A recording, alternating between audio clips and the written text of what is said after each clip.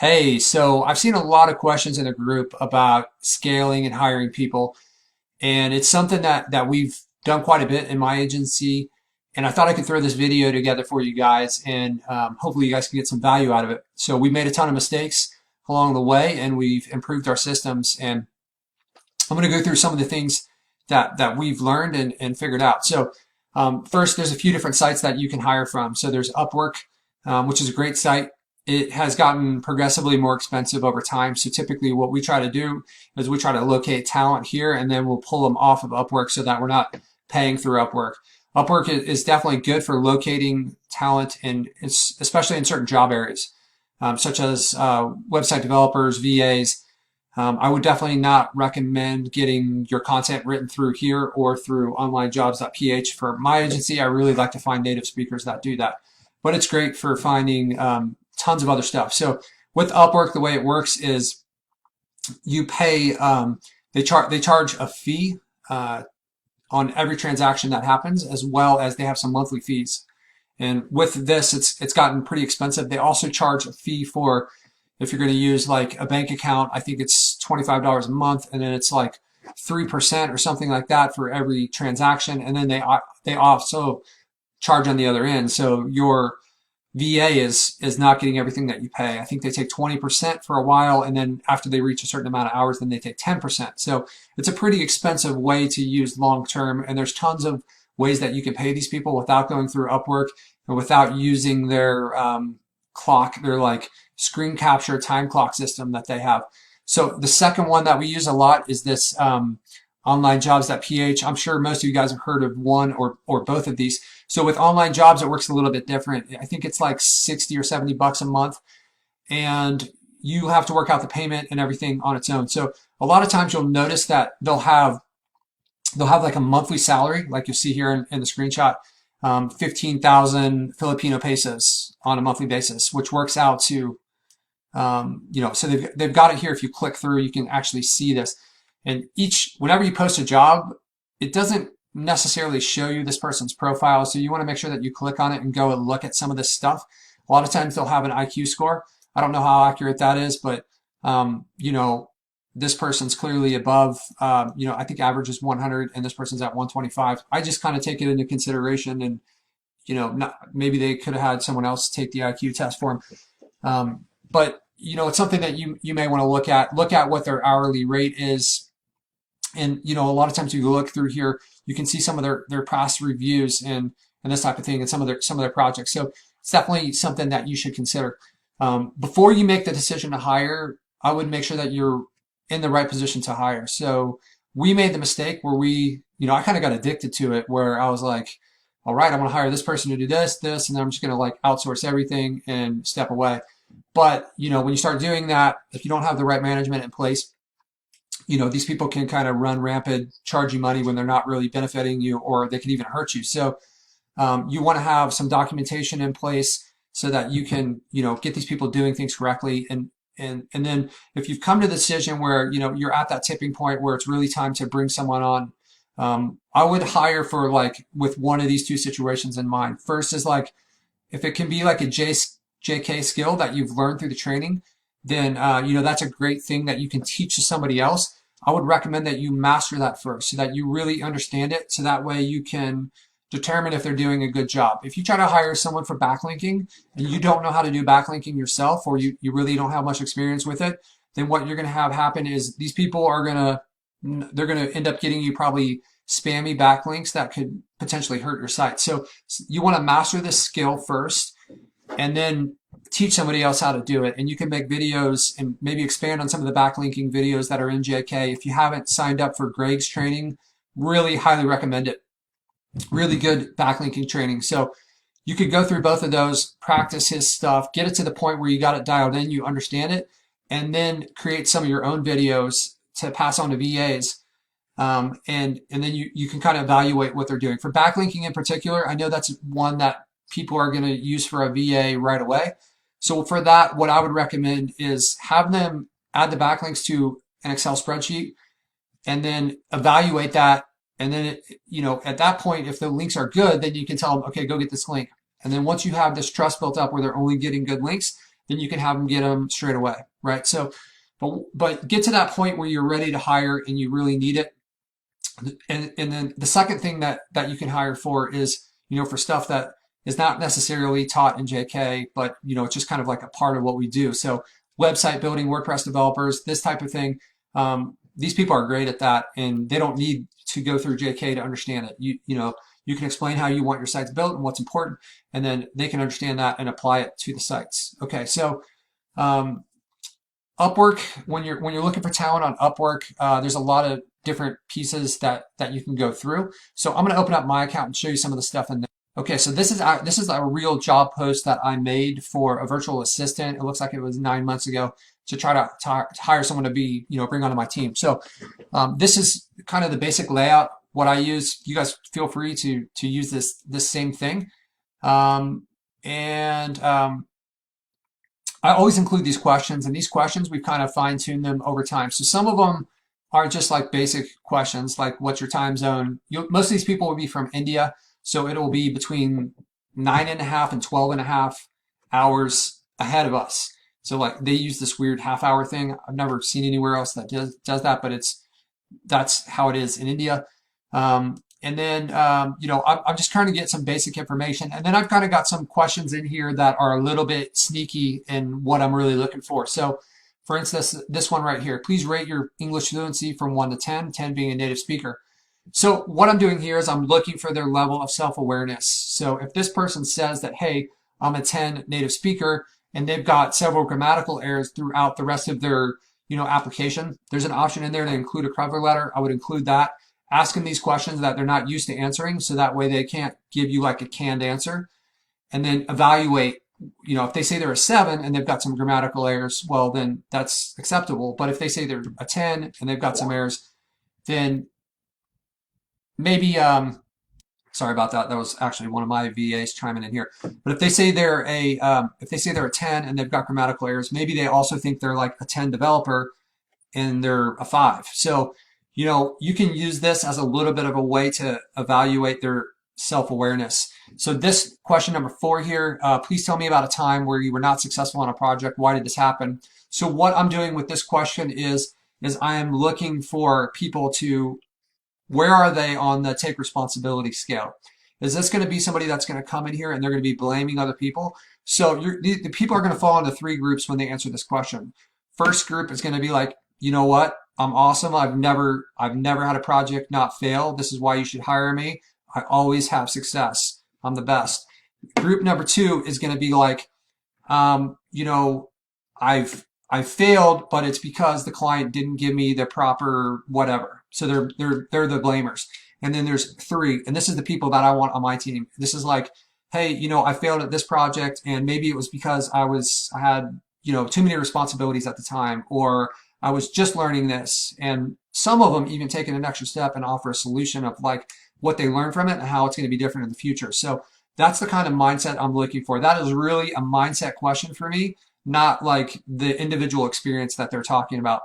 Number 5, what are you passionate about in your life? So, I'm just trying to get a feel for who this person is. And this is a question they're not really used to answering on here. So a lot of times you can get an authentic answer. If this person says, look, I like studying, I like, learning new stuff, or maybe this person just says, look, you know what, when I'm not working, I just love to play video games and eat pizza, and like, maybe that's not the person who's trying to level up that I want to be a part of my growing agency. So those are some of the questions that I load in there that I think are, important. And when you're going through this stuff, you should be very, very selective. So you're the person that's in the position of power here. There's more than 100,000 people on Upwork, and then there's tons on these online jobs. To get started, you need one of these, right? So be super selective. If these people aren't answering the questions correctly, if there's red flags in the beginning and you've barely interacted with them, the red flags are only going to get bigger over time. So be super selective and just cross people off if there's something that doesn't really vibe right with you, right? So online jobs, we went through that a little bit already, but this is kind of what it looks like here. I don't like their interface nearly as much. just it's harder to deal with. It's harder to kind of manage, but you can get some really good talent on here. So don't let that, keep you from finding the right person. I didn't realize it, but you've got these like little icons up here, and if you click on messages, I've never found a way to get to this. I don't understand how I even found this, but if you do onlinejobs.ph/messaging, it will take you to this like separate area where I like this interface a little bit better. So you reply to these people and they have this like monthly salary or whatever stated. It's important whether you're on Upwork or whether you're on online jobs to realize that these people, when they put these numbers out here, they're shooting for the stars with what they want. Okay, so it's kind of like you walk into a used car lot, you're like, car's listed for like 10 grand. You're not just like, cool, man, here's 10 grand, I'll take the car. This is negotiating, and they expect there to be negotiations here. Just because these people are getting paid like $4 an hour or $6 an hour or whatever, and that seems like not much at all to us for what they're doing, it's a lot of money over there. And as you build the business, it's important that you get things for the good price. You always have the ability afterwards, if these people are doing a great job, to give them raises, bonuses, that kind of thing. But you may want to start out lower and then work your way up. I always negotiate with these people, and even though it doesn't seem like we're not paying them a lot with American dollars, they love it. They're really happy with our company, and we certainly take care of them. And these jobs make a huge difference to them at this hourly rate. So they're not paying like $1,200 for a mortgage on a house. They may pay $200 for their rent for the month. So this money can go a long way for them, even if it's not that much to us. So yeah, all these guys, they're in this community. They're expecting to use Skype. So if you have, I know most of you probably are familiar with Skype or have at least heard of it. It's a free program. You can download it on your desktop or phone. I use it to communicate. It's really good. So these guys, that's like their default way of communicating. Another thing that you probably want to install is Nimbus Notes. So, or there's a lot of other there's a lot of other programs like this out there, but I've got a little icon up here. It's a little blue icon, and then if I click on it, it will take a screenshot, and then I can just kind of like draw and do all kinds of different stuff. And then if you have an account set up, then you can you can upload this and just send them a link, and they'll have access to it. So when you're working with these VAs, and there could be a potential little bit of a language barrier, something like this can make it super simple. So Nimbus is free for the first, like, I don't know how many megabytes, maybe like 20 or 50 or something each month, which with these little pictures, that can go a long way. If you're doing a lot of volume, then you may need to pay for the Pro, which is like, I think $20 a year or something really cheap. So with these guys, they'll include their portfolio a lot of times. Like this guy here, he's got all these different things listed.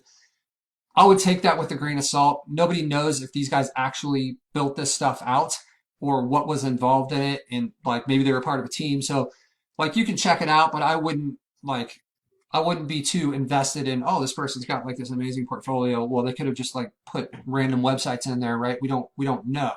So you've got those questions. Don't focus on the portfolio. A trick that I've done is when I like today is Thursday right now. So let's say I've gone through and I've combed through, and now I've got like 7 or 8 different people that I'm interested in interviewing. I'll send them a message, and when they reply, I'll ask them for their Skype information, and I want to set the interview date like maybe like 4 or 5 days in advance. What I'm trying to do is I want to set this date so it's far enough for them to not be, for them to forget about it a little bit, for it to be like them not to be excited.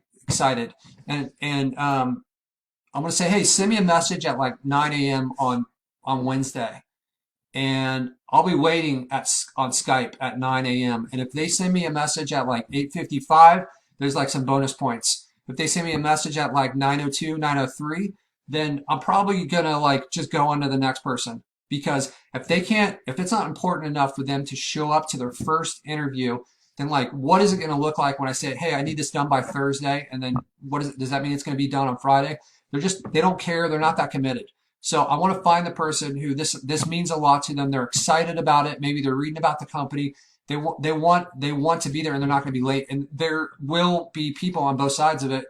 And I'll just, it's going to be really tough if someone shows up like 10 minutes late to their first interview for me for them to get the job, right? Just like there's going to have to be some crazy or emergency that I believe and actually believe them, So that's a little trick that I've used. When you do these interviews, definitely take notes on each person. So I've got my own little weird grading scale where I'm like, what do I think of this person's personality? What is their language like when I do video interviews? I'm really trying to get a vibe for them. So you guys may not be comfortable with doing this. I think it's a really important skill to kind of fine tune over time so that you're running this company. If you want to scale and you want to like have big numbers, you got to be able to hire good people. It's important. So you'll get more comfortable with it over time. I know I was a little bit nervous when I first started trying to do it. I didn't know what to ask.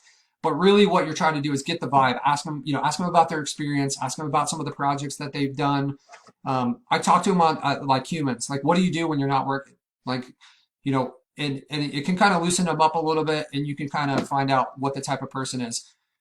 So like I said, take notes. Another thing that I've done is like, I'll take something from the training that, like maybe if they're going to be doing backlinking, I'll put together like a 10-minute screencast video that goes over what backlinking is, and I'll have them watch that before the interview, and then I'll ask them questions about that video, and like, hey, like what was a backlink?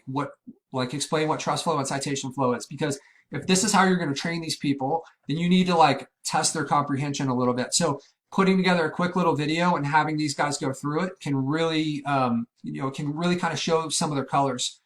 I would recommend interviewing at least 7 or 8 people, even if like the first person seems like a rock star and you're like, man, this person's awesome. Like interview some more people, even if it's just for interview practice, because you don't know until you've gone through some numbers of like what is good and what is bad, and you may like the first person, but the next 6 people may all be better. So you want to make sure you hire the best person. I like to set the expectations and the tone really early. So to do that, I'm going to tell them, look, I'm looking for someone reliable, dependable. We're going to be awesome at what we do, and you need the top standards. So if they're a developer, it needs to be pixel perfect. Deadlines are huge to me. If it's due on Friday, don't talk to me on Friday and say, look, it's going to be late. If I assign it to you on Monday and it's due on Friday and, something happens on Tuesday, tell me on Tuesday. I understand things, stuff happens, but set this tone early and let them know that, what's going to be tolerated and what's not. I think when I first started hiring people, I didn't really set the expectations clear, and I just kind of like thought that they were of the same mindset, and then I'd be disappointed when they weren't. But it was my fault because I had never told them what was expected of them. So I think that's important to do from the first time that you talk to them. In your interview when you're explaining what the position is, tell them what's expected of them and what will not be tolerated. And you don't need to be a jerk about it, but like just lay it down so you can see how they react to that, and if it seems like something that is going to be have some value to them. Once you have picked up, like you've picked a few different people that you're gonna that you want to be in your agency, you don't necessarily need to hire. Like what I would do is I would start my favorite few, like 2 or 3 on a trial, and I'll tell them like, hey, I've got 3 of you guys that I want to start on a trial. This is going to be a 1-month trial. I'll pay you for the trial, and based on you perform, one of you is going to get this position. Okay, so that way they know you're not part of the company yet.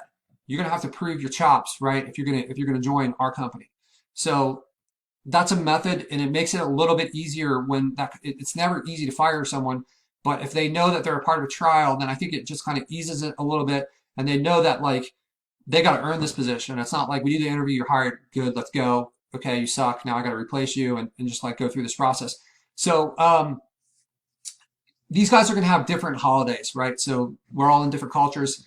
Filipinos, the people from India, which is Upwork, you can find people from a lot of other countries, but for me, it's worked really well. Respect their holidays, expect them like. Find out when they get hired what days they're going to need off, and building this relationship with the team has helped us grow. Like our employees are really loyal, and I try to go out of my way to respect their culture, their holidays. I write them down. I send them little messages. Maybe send them a bonus on their biggest holiday of the year.